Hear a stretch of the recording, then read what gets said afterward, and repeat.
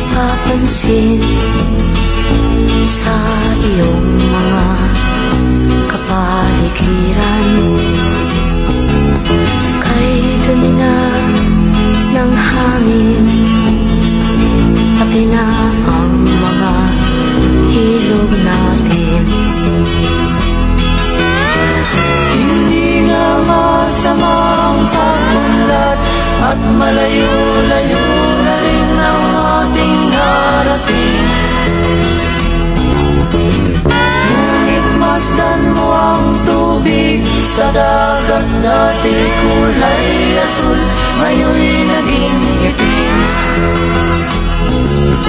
Ang mga duming ating ikinalat sa hangin, sa langit, huwag na nating paabutin.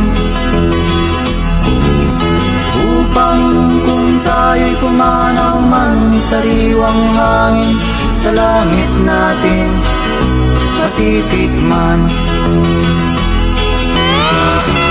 Mayroon lang akong hinihiling, sa aking pagpanaw sana ay tagulan. Gitara ko ay aking dadalhin, upang sa ulap na lang tayo magkantahan.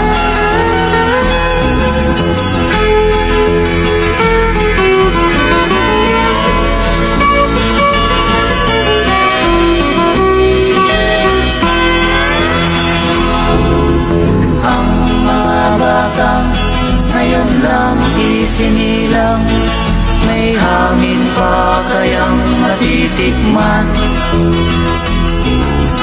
May mga puno pa kaya silang aakyatin, may mga ilog pa kayang lalanguyan.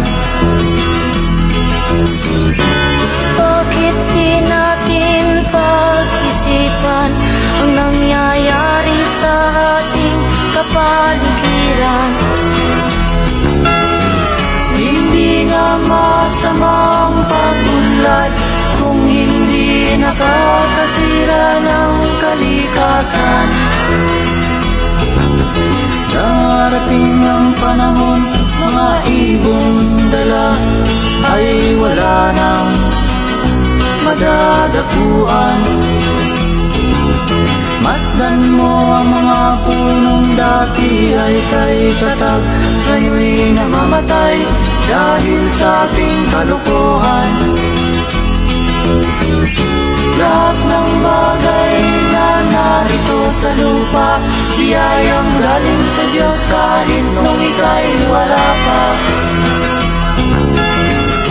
Ingatan natin at huwag nang sirain pa, pagkat pag kanyang linawi tayo'y mawawala na.